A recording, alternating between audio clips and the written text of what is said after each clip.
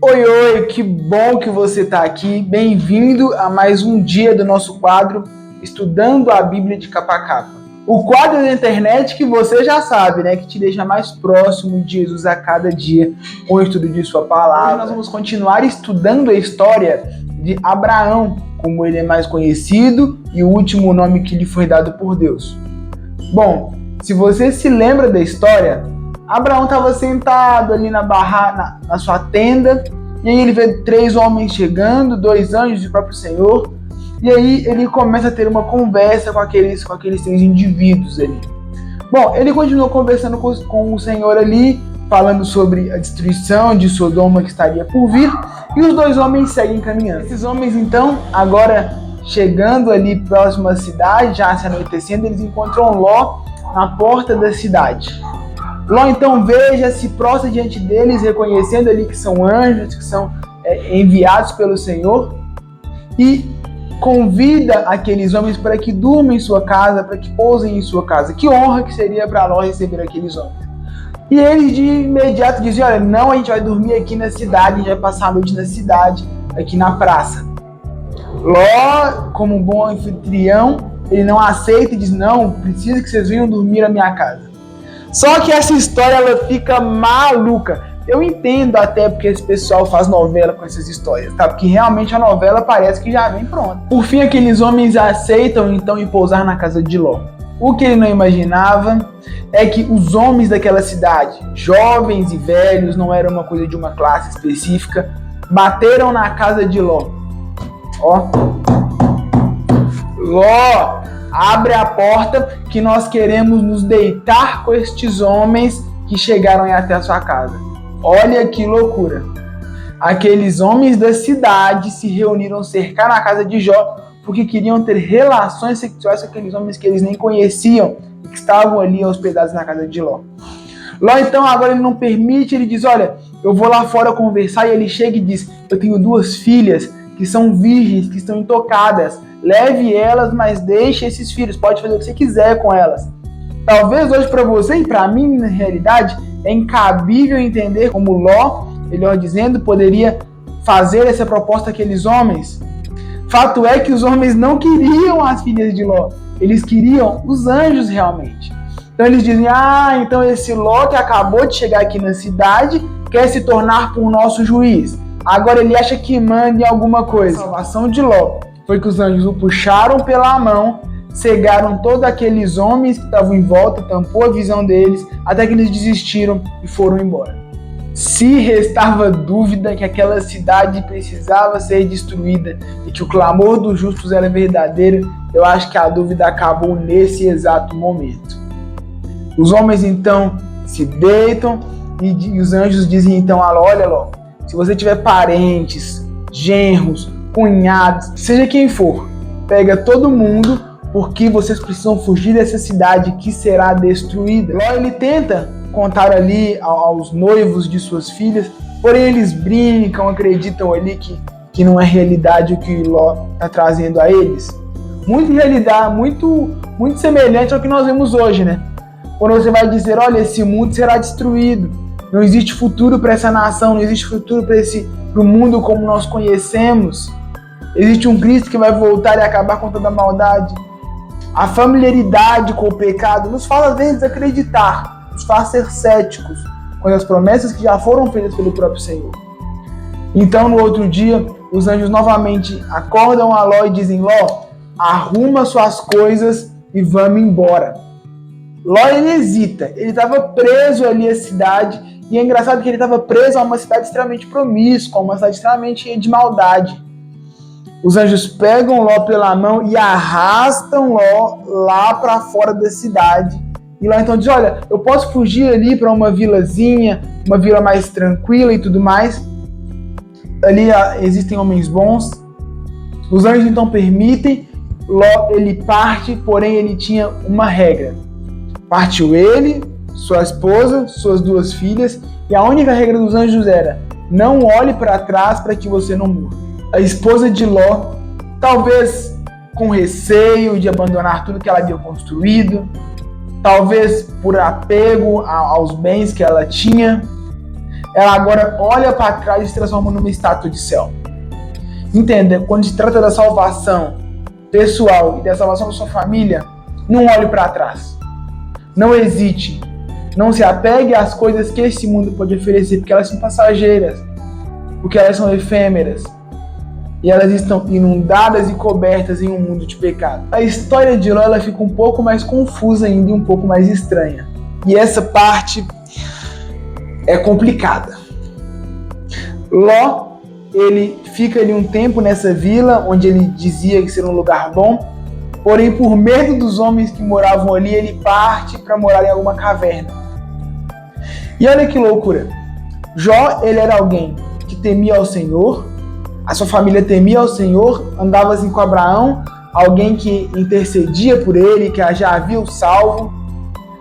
Só que, talvez pela convivência com a promiscuidade de Sodoma, os valores morais haviam sido corrompidos. A ponto das filhas de mulheres que temiam ao Senhor e sabiam a vontade do Senhor dizerem assim, olha, aqui onde a gente mora não tem homem nenhum para que a gente possa ter filhos. Vamos embebedar o nosso pai, e primeiro vou me deitar com ele, vou ter relações sexuais com meu pai, no outro dia você se deita com ele, tem relações e assim nós vamos ter filhos do nosso próprio pai. Olha que loucura. Olha como uma família que escolhe o caminho errado. Lá atrás, lembra? Quando Ló ele escolhe as planícies de Sodoma, ele toma a decisão de pôr a sua família em um lugar corrompido pelo pecado, em um lugar de promiscuidade, em um lugar onde as influências são negativas para sua família. E o povo de Deus, após essa decisão de Jó, colhe amargos frutos, porque esses dois filhos que nasceram dessas irmãs são os maiores perseguidores do povo de Israel durante toda a história. Onde você tem colocado a sua família? Onde você tem estabelecido as suas raízes? Claro que nesse mundo não existe lugar seguro, mas é um lugar que Deus direciona, onde a presença de Deus ela é facilmente vista, ou é um lugar de promiscuidade, onde você pensa apenas nos bens materiais, onde você pensa apenas na prosperidade aparente que você pode alcançar. Após isso, a gente volta então para a história de Abraão, o nosso personagem principal aqui da história. Então Ló ele estava lá na caverna com suas duas filhas grávidas, tendo seus filhos, os filhos nasceram. Abraão ele se muda para Neguebe, cuja cidade o rei era Abimeleque. E novamente, o discurso que Abraão havia usado lá atrás, ele usa novamente. E ele fala, Sara é minha irmã. E o rei, bom, uma vez que é sua irmã, ele pega Sara e leva para o seu palácio. Abraão ele fazia isso por medo de ser ali atacado, de ser morto por pessoas que não temiam ao Senhor. No entanto, o Senhor não deixa Abimeleque na ignorância. E quando Abimeleque dorme, o Senhor lhe aparece em visão e diz, Abimeleque, essa mulher que você tomou para si é uma mulher que já é casada. Por isso eu vou destruir todo mundo aqui. No entanto, Abimeleque diz o seguinte, Senhor, eu sou inocente nessa história.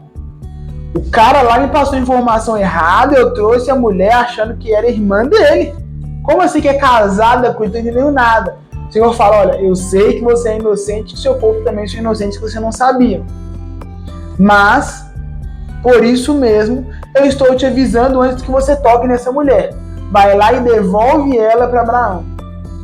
Nessa ocasião, todo o arraiá, todas as filhas, as esposas de Abimeleque estavam já inférteis, por ordem do Senhor. Abimeleque já estava com o corpo coberto de feridas e chagas. E agora Abimeleque chega para Abraão e diz, Abraão, meu querido, isso que você fez não se faz nem com o seu pior inimigo, meu querido. Como é que você faz uma coisa dessa comigo?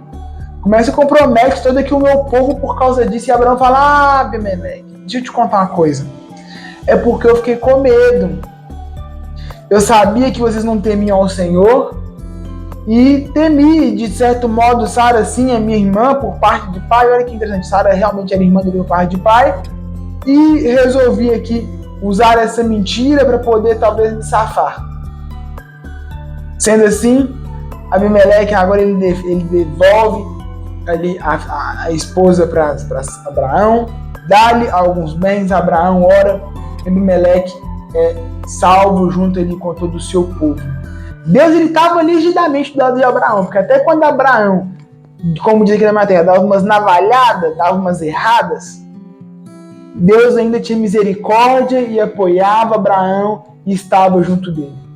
É esse Deus que eu quero ter do meu lado, não sei você, mas um Deus que é fiel em cumprir as suas promessas. No capítulo 21, essa história continua com 3 partes. A primeira dela talvez esteja escrita aí na sua Bíblia, o nascimento de Isaac. Finalmente, então, Deus cumpre a promessa feita a Abraão na data precisa, 1 ano após a visita daqueles anjos e do próprio Senhor. Sara se alegra, Sara fica feliz. No entanto, aconteceu uma situação complicada, um caso de família. Quando Isaac estava para ser desmamado, Abraão então resolveu dar uma festa para comemorar tal ato, o crescimento do menino. E Sara viu ali o seu meu irmão de Isaac, zoando ali, caçoando, fazendo um bullying com o menino. Sara então fica ali revoltada, ela reclama com Abraão fica ali triste, aflito com essa situação, mas o Senhor o consola, dizendo que ele poderia sim ali fazer o que Sara havia proposto, que Deus cuidaria do menino e o foco era realmente Isaac, que seria o filho da promessa. Agar ela vai por Ismael para o deserto, onde o Senhor a socorre, fornecendo água e suprimentos ali para que eles vivam, até que eles se estabelecem na cidade de Parã.